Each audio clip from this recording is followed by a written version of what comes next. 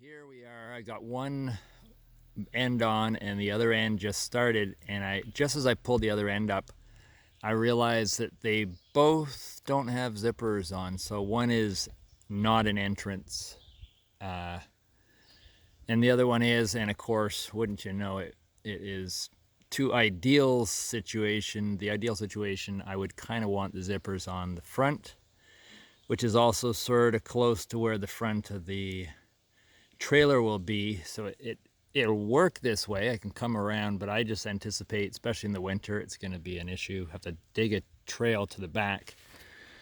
So as much as I hate the idea, I'm going to pull this one off and pull that one off and switch them now before I have a chance to convince myself that I don't need to. So I've got my cover draped over. I've got my ends, got to switch them. I thought they were both zippers because the instructions show the zippered one, so I just assumed I would unfold the other one and find the zipper. But no, alas.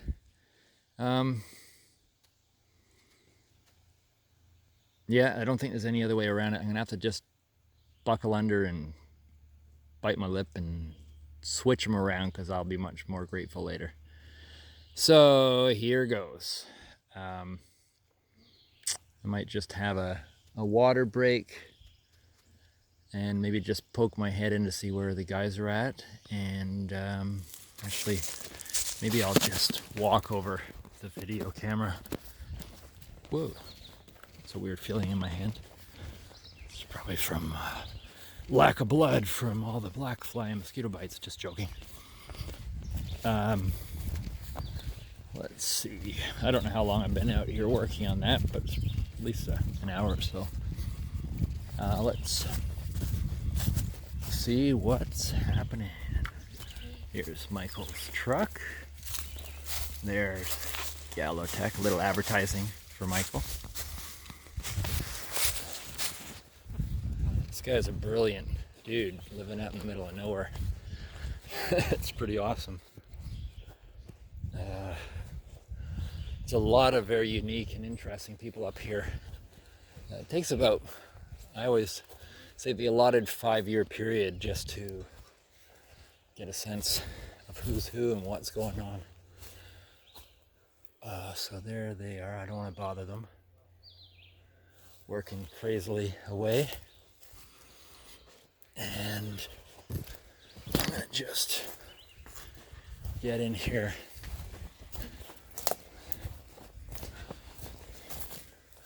To see where they're at.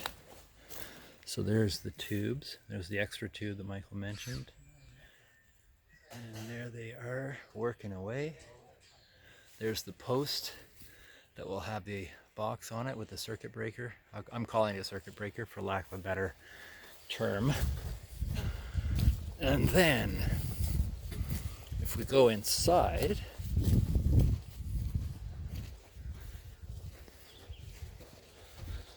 then I should go all the way around because I won't get through right now. I've opened things up. There's my painting, the big painting that fell over.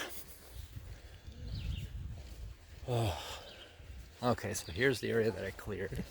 Okay, so they haven't done anything on there yet. I wouldn't have expected it, but I just thought I'd check. There's the little cable or a reed or something just stuck there to see where it is. So the panel will go here.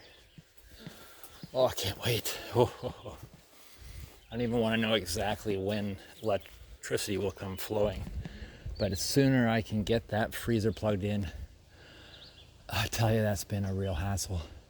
And I hate bugging the new owner of the house. And plus, and understandably, the chicken coop has to be moved, and I've just been overloaded with a million things, and the last thing I can do right now is deal with that. Oh, I should work on this plant too. There's just so many things to do.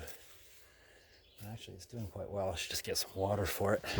It's my Gynura procumbens in here. It's a very tropical plant, so it actually is liking that sweaty, humid environment inside there. But that is supposedly cures type 2 diabetes and helps type 1 diabetes and many other blood sugar level kind of things, circulation and inflammation and stuff. It's also nicknamed longevity spinach, so Gynura procumbens, or longevity spinach. If anyone wants to look it up, you can order it from Richter Seeds in little plants and grow them yourself, or you can come by here and I'll give you a sprig, and it starts really, really quickly and easily, and before long you have a jungle full of it. And for your good health, throw them on salads or just chomp on them as you go by. Okay, I think that's about it for now, so I will talk to you guys soon and fill you in on what's happening next.